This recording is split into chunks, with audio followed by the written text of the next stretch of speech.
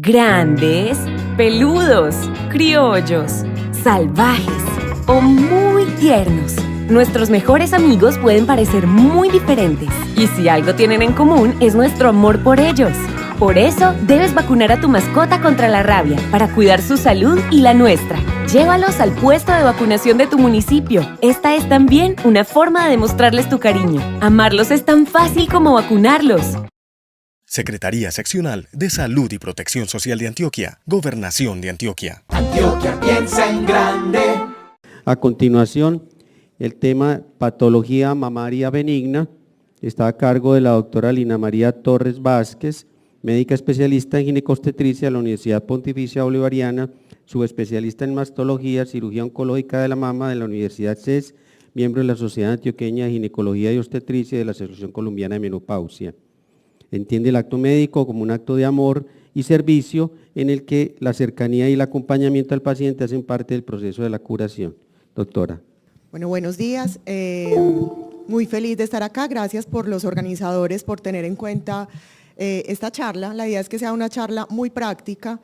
El objetivo es que tengamos como la capacidad de definir durante la consulta cuándo realmente nos debemos preocupar por un nódulo benigno o no. Empiezo con esta diapositiva porque yo creo en el poder de las redes sociales. Entonces veo muchas personas jóvenes y muchos médicos que probablemente ya entraron a la onda y creo que esta es una manera muy cercana de llegar a los pacientes. Yo creo que pues de pronto ustedes sacan de ahí post educativos, pero lo que quisiera sobre todo es que si tienen contacto con la comunidad lo pudieran compartir con ellos para que sigan mi página Yo Amo Mi Mama en Facebook o en Instagram porque todo el tiempo son estrategias de educación. Yo creo que la mejor manera de empoderar a los pacientes es enseñándoles cuándo realmente deben consultar y cuándo pueden estar tranquilos en su casa. Entonces, yo amo mi mamá. Realmente es muy frustrante cuando uno quiere aprender más de la patología benigna de la mama, porque la literatura no cuenta con una evidencia contundente ni con buen nivel de investigación acerca de esta patología y desafortunadamente, aunque es afortunado para las pacientes pero no para la investigación, el 90% de la consulta externa es por patología mamaria benigna. Entonces uno quisiera entender más, tener nuevas estrategias, incluso entender el origen de la enfermedad, pero realmente cada vez es más difícil conocerla. Todos estos exámenes de tamización, la mamografía que cada vez se hace a etapas más tempranas también nos han contribuido a mayores diagnósticos y esto genera una carga emocional para las pacientes. El objetivo de nosotros al salir de aquí es tener la posibilidad y las herramientas para tranquilizar a estas mujeres. El riesgo es individual, cada mujer tiene su enfoque de riesgo, el médico también. Vemos como el papá tira al niño, eso es lo que ve el papá, ahí cerquitica, lo que ve el niño, él se cree Superman, lo que ve la mamá, mejor dicho, lo mató y la abuela lo vio en el más allá. Entonces, cuando vamos a hablar de estas lesiones de riesgo y le decimos a una paciente, usted tiene el doble de riesgo de la población general, para la paciente puede ser algo completamente dramático y para nosotros algo manejable. Por esto, desde 1985, Page y Dupont proponen una clasificación donde podemos determinar si las lesiones pueden tener un riesgo mayor o no de evolucionar a una enfermedad mayor, sea con atipias o sea un carcinoma. Ellos dividen la patología con cambios no proliferativos, donde los más comunes son adenosis, quistes, ectasia ductal e hiperplasia. La posibilidad de un cáncer de mama con un RR de 1 es, señora, no se preocupe. Enfermedad proliferativa sin atipia, que es lo que más vemos de pronto en el consultorio, que son los fibroadenomas y también los papilomas, el riesgo es el doble de la población general, pero tampoco hay necesidad de alarmar a la paciente, y ya cuando hablamos de atipias, puede ser una hiperplasia ductal o lobular con atipias, vemos que el riesgo se puede duplicar hasta 4 a 5 veces por encima de la población general. Entonces, para que nos llevemos la idea para la casa, uno sería el quiste, o sea, un RR de 1 no implica un riesgo mayor, el fibroadenoma lo duplica, pero realmente la posibilidad de que se vuelva un cáncer, estamos hablando de un riesgo, no una posibilidad marcada, y si realmente todas las lesiones que tengan atipias deben ser remitidas al mastólogo, idealmente para resección e incluso para quimioprofilaxis. Entonces, 1, 2 y 4 para que nos llevemos la idea para la casa. Es complicado porque tradicionalmente las pacientes han llegado a la consulta diciendo yo sufro de enfermedad fibroquística de una manera muy dramática. Señora, usted sufre de la presión, azúcar, ¿de qué más? Infarto y enfermedad fibroquística, como si esto fuera un antecedente que realmente para nosotros significara un riesgo elevado. Se estudiaron múltiples autopsias de cadáveres donde encontraban todos los hallazgos que antes englobaban dentro de la enfermedad fibroquística y de cadáveres sanos que nunca evolucionaron, sanos entre comillas, ya son cadáveres, que nunca evolucionaron a una enfermedad mamaria. Y encontraron que realmente tener esos hallazgos no implicaba claramente una enfermedad y trataron de generar un nuevo concepto que es ANDI. ANDI significa anomalías del desarrollo e involución de la mama y es lo que vamos a tratar como de englobar el día de hoy. Entonces, como les dije previamente, todo es enfermedad fibroquística. Quistes, esclerosis, fibroadenomas, mastalgia, nodularidad, y es muy difícil porque las pacientes creían que esto realmente era una enfermedad. Tratamos de transformar el nombre de enfermedad fibroquística por condición fibroquística como para quitar la cancerofobia, pero la paciente sigue sintiendo que ya tiene algo especial con respecto a otras pacientes. Entonces el término ANDI viene simplemente para tratar de quitarle a la paciente ese concepto de enfermedad de su cabeza y tratar de transformarlo en simplemente un trastorno que vamos a ver más adelante. La enfermedad fibroquística tradicionalmente ha tenido más de 40 nombres. Uno les dice mastopatía quística, fibroadenomas, comedomastitis, hiperplasia quística, y eso ha sido también muy complicado porque a la hora de querer estudiar sobre la patología benigna, vemos que en la literatura existen muchas publicaciones en general retrospectivas y todas con nombres diferentes. Entonces, hacer un RCT o hacer una revisión sistemática o hacer un metaanálisis con respecto a esos estudios no nos va a dar, digamos que una evidencia adecuada. Entonces, como les dije, esto se publicó inicialmente en 1992, realmente empieza a aparecer en los 80, pero en los 90 se trata de involucrar el término ANDI, aberraciones del normal desarrollo e involución de la mama. ¿Cuál es el objetivo del término ANDI? Englobar y explicar cómo todas estas situaciones que le ocurren a la mama pueden explicarse por un fin fisiológico. Si la paciente está en una fase del ciclo, puede tener ciertos hallazgos, si la paciente está en una fase de menopausia, puede tener otros y simplemente eso hace parte fisiológica de la mama. Y asimismo, el objetivo es tratar de minimizar y como subestimar de pronto estas enfermedades para que la paciente no tenga cancerofobia. Entonces, la clasificación de ANDI es bidireccional. Tenemos una parte vertical donde como les explicaba, trata de clasificar estas situaciones según la etapa reproductiva. Entonces va en la fase de desarrollo de la mama, que es de los 15 a los 25 años, en la actividad cíclica de los 25 a los 45 años y en la fase de involución que empieza luego de los 45 a 55 años. Algo que llama la atención en esta gráfica es que ellos en la clasificación solamente tienen en cuenta a las mujeres hasta 55 años. ¿Por qué? Porque realmente es muy extraño que una mujer mayor de 55 años debute con una enfermedad benigna. Toda mujer posmenopáusica que consulta con una lesión sólida de reciente aparición puede ser benigna, pero lo ideal siempre es pensar primero en descartar una enfermedad maligna. Y asimismo tiene como una clasificación horizontal donde trata la situación o el trastorno de la paciente desde la parte de normalidad hasta la parte de enfermedad. O sea que podemos tener un fibroadenoma siendo normal, si es un poco más grande o genera algo de síntomas puede ser una aberración, y si es severo, de tamaño gigante como el fibroadenoma adolescente, puede convertirse en una enfermedad y estamos hablando del mismo fibroadenoma. Esto es lo que les decía, va por todas las fases en dos sentidos, horizontal y vertical. Porque no hemos logrado involucrar de una manera frecuente o cotidiana el término de ANDI, por lo que les decía previamente, porque realmente la nomenclatura es muy variable, se utilizan diferentes términos para referirse a la misma enfermedad y porque definir el límite de normalidad a anormalidad es muy complicado, no es algo absoluto. Puede que una mastalgia para nosotros sea algo mínimo, pero para la paciente sea incapacitante. Entonces, establecer un límite claro de estas severidad de los trastornos es mucho más subjetivo.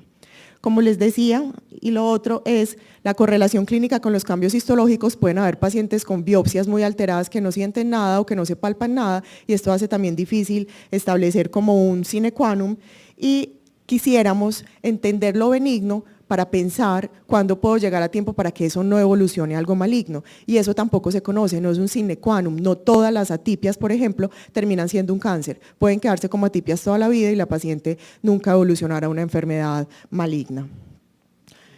Esto es lo que les decía previamente, que Andy solamente deja la clasificación hasta los 55 años y esto es otra cosita que nos debemos llevar para la casa, siempre después de los 45 a 55 años, o sea, sobre todo en la fase posmenopáusica, toda lesión mamaria, lo primero que tenemos que pensar es en cáncer. Vemos cómo va aumentando a lo largo de la vida.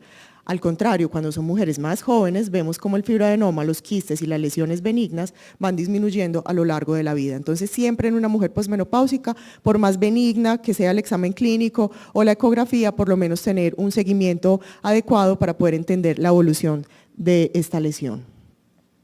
Entonces, en las fases de desarrollo, las adolescentes y las pacientes en edad fértil, cada mes la mama sufre cambios de involución, evolución. Cada ciclo menstrual relacionado con los estrógenos y la progesterona, la mama se vuelve turgente, por decir algo, se infla y se desinfla, duele y deja de doler, se vuelve nodular y luego se relaja.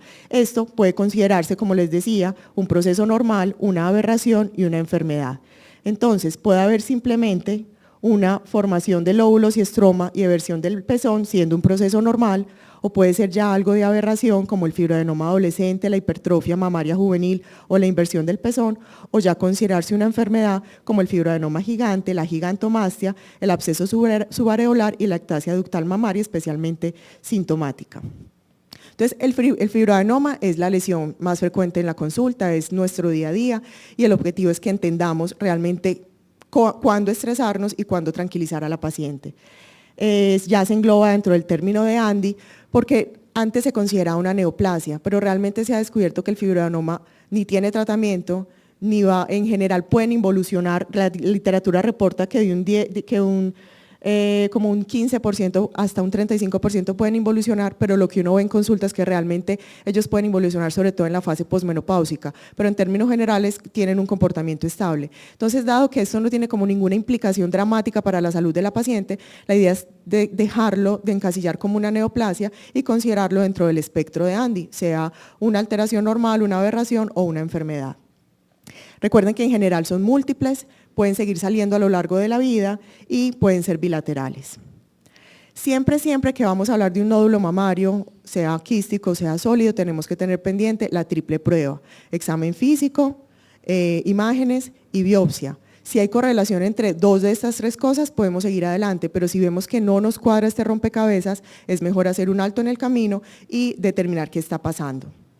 Que esto no sea un disfraz, tócate, o sea, la idea es estimular a la paciente para el autoexamen y más que eso, porque realmente científicamente hablando, la disminución de la mejoría en la supervivencia con el autoexamen no se ha demostrado, pero el examen clínico sí es muy importante. Siempre como médicos generales y los ginecólogos y yo como mastóloga, la idea es una vez al año estimular a las mujeres a que nos vayan al médico y nosotros tocar las mamas. La capacidad que tenemos nosotros de determinar qué puede ser normal o anormal le da un valor predictivo positivo y valor predictivo negativo a la evaluación clínica. Entonces la idea es siempre incluir el examen mamario dentro de la consulta médica.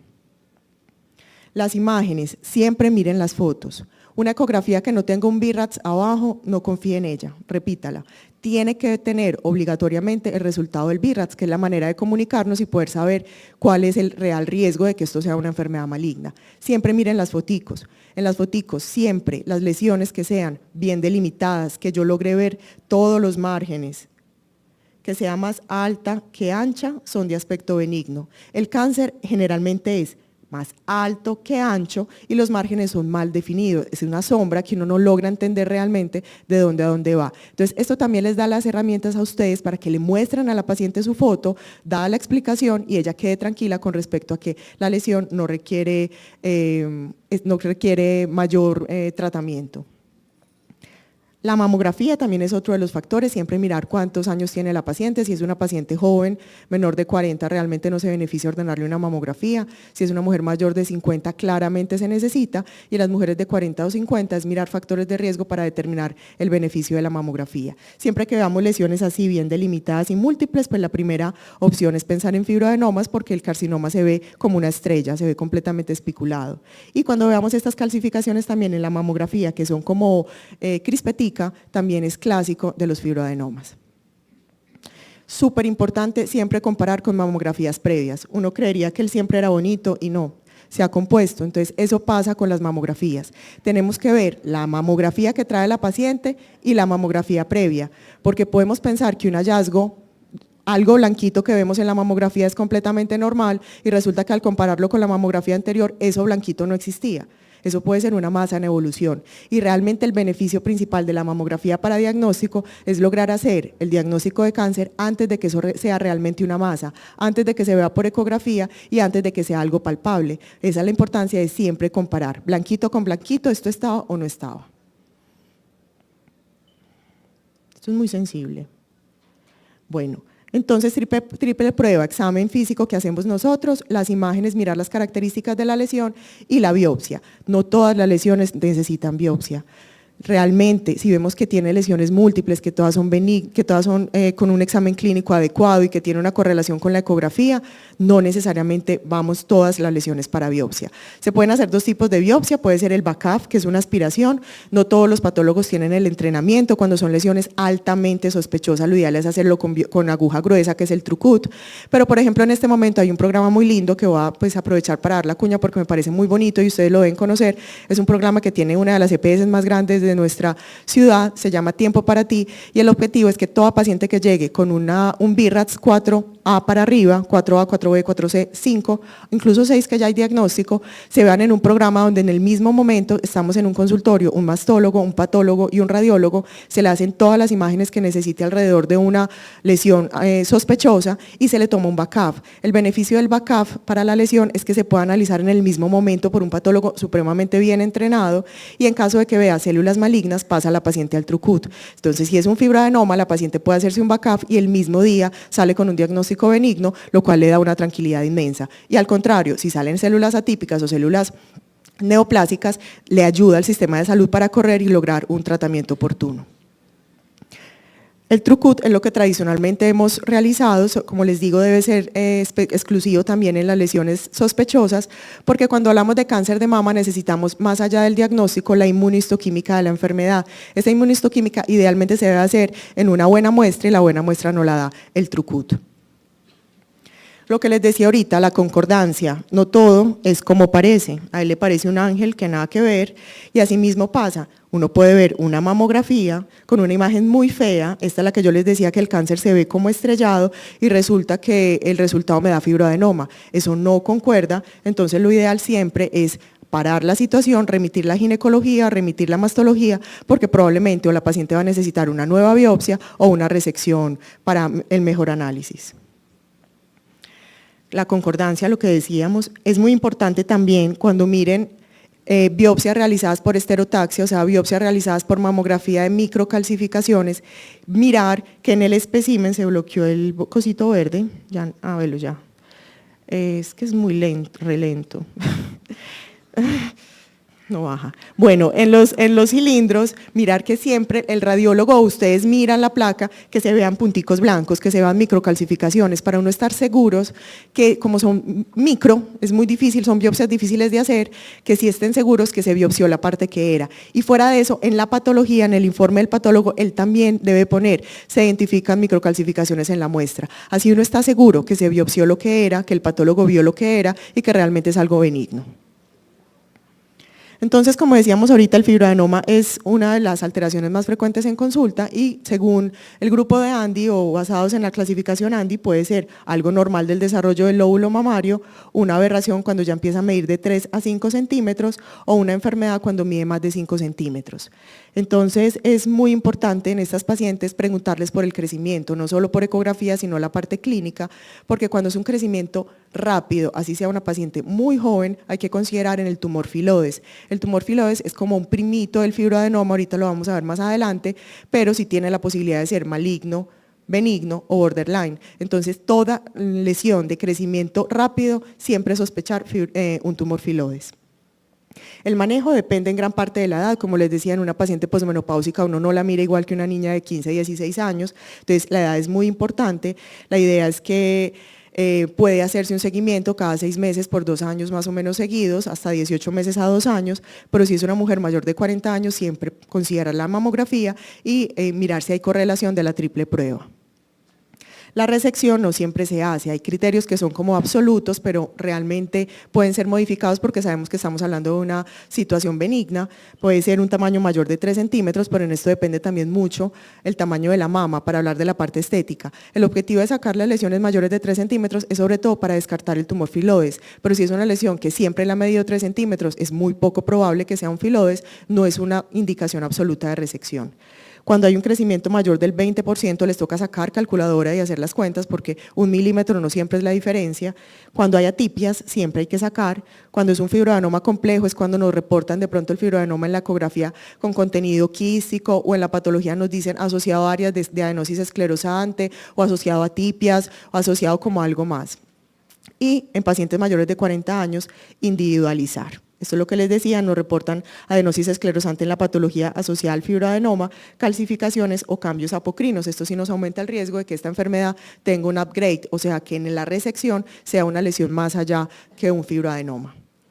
El temor al cáncer es lo principal, todas llegan muertas del miedo por el nódulo y lo que tenemos nosotros es la responsabilidad de tranquilizar. Yo no soy de la moda del miedo al cáncer de mama, o sea, yo creo que eso es algo que está sobredimensionado y hay que tener miedo desde el infarto. Entonces hay que darle tranquilidad a la paciente y decirle que realmente la posibilidad de que un fibroadenoma sea un cáncer de mama es muy poquito y generalmente cuando se asocia con un carcinoma lobular in situ, que son carcinomas que ni carcinomas se consideran como unas preneoplasias. El fibroadenoma juvenil ya sí es un fibroadenoma de mayor tamaño, donde puede haber realmente cambios en la estética de la paciente y en los síntomas. Se debe sospechar en lesiones mayores de 5 centímetros. Es difícil diferenciar esto de un tumor filodes y eso en general se logra es luego de la resección. Y el tratamiento siempre es quirúrgico, siempre hay que remitir al mastólogo. Y este es el primito que les decía, es el tumor filodes. El tumor filodes es raro, realmente ocupa del punto 3 al 0.5% de los tumores de la mama, tiene como el mismo origen del fibroadenoma con respecto al origen mamario y como les decía puede ser benigno, que gracias a Dios es su mayoría, puede ser borderline, que es como miti-miti, y puede ser maligno en un 20%. ¿Cuál es el problema del tumor filodes? Que crece rápidamente, deforma la mama, pueden ser tumores de 40 centímetros, los tratamientos son radicales y muchas veces son pacientes muy jóvenes y el margen de resección que exige el tumor filodes es mayor que incluso el del cáncer, porque los tumores filodes son con alto riesgo de recaída. Entonces, cuando uno opera cáncer, uno puede quedarse tranquilo. Cuando uno opera cáncer, saca el espécimen y el patólogo lo tiñe con tintas de diferentes colores. Si la tinta no toca la célula tumoral, uno queda tranquilo. Pero en el caso del tumor filodes debe haber un margen alrededor de 1 centímetro. Entonces, son cirugías mucho más radicales y son pacientes que incluso pueden terminar jóvenes en una mastectomía sin ser un cáncer realmente. Miren, por ejemplo, entonces siempre son crecimientos elevados, la mama se ve brillante, se ve tensa, esta paciente no tiene alternativa porque si fuera un cáncer uno podría darle quimioterapia para reducir el tamaño de la lesión, en ellas no aplica, entonces hay que tenerlo siempre presente para no dejar que la enfermedad evolucione en el tamaño. Como les decía, las recurrencias van asociadas también a la severidad del grado tumoral, entonces si son tumor filodes maligno de alto grado va a recaer con más probabilidad, pero a veces uno saca fibroadenomas pequeños y resulta que en la patología aparece un tumor filodes benigno de bajo grado y no hay ningún problema con respecto a esto. La hipertrofia adolescente también es relativa, por eso les decía que por lo que para unos es grande, para otros no, entonces diferenciar entre lo normal, la aberración y la enfermedad como la gigantomastia también es complicado, depende mucho de los síntomas que refiere a la paciente. La inversión del pezón también puede ser algo normal, hay que preguntarle a la paciente si lo ha tenido toda la vida, si a lo largo de la vida ha tenido siempre su pezón o bilateralmente es así, pues no es un signo de alarma para considerar el cáncer y puede ser una aberración o un trastorno tanto del ciclo como de la fase de involución de la mama. La mastalgia es otro de los temas que más nos llega a la consulta. Lo que tenemos que hacer, de 100 pacientes que consultan por dolor mamario, 95 mejoran solamente con el reaseguramiento. Es explicarle 1 y 1000 veces que esto no tiene absolutamente nada que ver con cáncer y explicarle medios físicos. Entonces, con el solo hecho que la paciente entienda que esto no se va a convertir en un cáncer ni que indica que algo malo está pasando, se ha reportado por la literatura que hay una mejoría significativa. Siempre preguntar la descripción del dolor, la periodicidad, la intensidad, cuál es el lado dominante, la distribución y la idea es que se le explica a la paciente que esto simplemente tiene una relación con todos los factores hormonales. La nodularidad también está asociada con toda la fase de los ciclos, cambia con respecto a la secreción de estrógeno y progesterona y se le explica a la paciente que si es un nódulo persistente hay que consultar, pero que la sensación de empedrado que tiene la mama, sobre todo en los cuadrantes externos, es completamente normal. La telorrea es otro factor, es súper importante que siempre le interroguen a la paciente.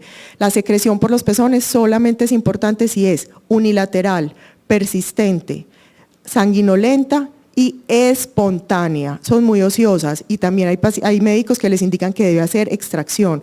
El estímulo en los pezones no se debe hacer. Los conductos siempre tienen secreción y cada vez que uno se estripe, alguna cosita les va a salir. Ellas empiezan a estriparse hasta que lo traumatizan y empieza a salir sangre. Entonces es muy importante siempre interrogar si realmente es espontánea o si es inducida por la paciente. Puede tener los conductos ectásicos, les pueden reportar en la ecografía que tienen los conductos más dilatados y esto es un hallazgo, tanto normal durante los cambios cíclicos como en la fase de involución. Ay no, pero esto es de un sensible. La fase de involución es después de los 35 años, empieza todo nuestro nivel hormonal a bajar y pueden empezar a aparecer situaciones con todos los cambios de los lóbulos. Hay una discordancia entre toda esa fase de evolución e involución y empiezan a aparecer hallazgos como los quistes, que es una de las cosas más comunes. Los quistes tienen múltiples teorías, una de las teorías más significativas es que el conducto mamario tiene como una lobulación, se hace una obstrucción y se forma la dilatación y un microquiste. Y que hay un desbalance entre la fase, como entre los dos, entre el estroma y el epitelio y se produce la generación de estos quistes. ¿Qué tenemos que tener completa certeza? Que los quistes no tienen nada que ver con el cáncer, puede ser incluso un macroquiste, puede ser una lesión realmente palpable, desde que la veamos móvil y bien definida, no vamos a tener un riesgo importante de cáncer, entonces siempre hay que subestimar los quistes, siempre son lesiones bien definidas e hipoecoicas. El tratamiento igual puede ser aspiración en caso de que la paciente sea muy sintomática, pero en términos generales no se necesita hacer nada. A veces se hace biopsia cuando son lesiones persistentes o se debe mandar a estudiar cuando sacamos dentro de la aspiración contenido sanguinolento. Quistes complicados y quistes complejos son muy reportados en la ecografía, son quistes que tienen algún contenido, ecos o tabiques o contenido sólido. Estos sí deben ser no tienen ningún riesgo de cáncer, el único quiste que tiene que tener como algo de riesgo de parte de nosotros es cuando tiene un contenido sólido adentro, como si fuera un papiloma, entonces ese siempre debe ser remitido al mastólogo. El resto de los quistes hay que subestimarlos porque realmente no tienen ninguna importancia. La mastitis periductal y lactasia ductal también es un factor importante que se encuentra dentro de la fase de involución. Son pacientes que consultan por mastitis crónica, son enfermedades muy chinches, muy difíciles de controlar. Se cree que pueden haber fenómenos autoinmunes relacionados y por eso a veces terminamos tratándolos con esteroides. Se cree que hay un cambio del epitelio de cúbico a hacer una metaplasia escamosa y esto produce una obstrucción, la salida de este contenido forma una infección. A veces hay que tratarlo con antibióticos, pero en otras ocasiones simplemente mejora espontáneamente. Es una de las situaciones más complejas de manejar, pero hace parte normal de la patología. Y la hiperplasia epitelial simplemente es un crecimiento de las células alrededor del conducto, alrededor de los lóbulos, también puede ser un hallazgo normal dentro de la patología y hace fase dentro del proceso de involución. Entonces, en conclusión, el término enfermedad fibroquística es inespecífico, inadecuado, lo tenemos que abandonar. La idea es hablar del término ANDI, no decimos, señora, usted tiene ANDI, sino que se habla de la situación puntual. Tiene un fibroadenoma, tiene un quiste mamario, tiene una mastalgia, tiene una ectasia ductal, pero no quiere decir que esto sea una enfermedad. Nuestro papel es usar la terminología adecuada para los hallazgos de la mama y sobre todo tranquilizar a la paciente sobre este tipo de situaciones. El rosa es más que una moda, acabamos de pasar el mes de octubre, que era el mes del cáncer de mama. La idea es que no lo dejemos solo en octubre, sino que sigamos estimulando a las pacientes para los hábitos de vida saludable, para hacerse el autoexamen y nosotros involucrar el examen dentro de la parte clínica y siempre preguntar cuándo fue su última mamografía. Muchas gracias.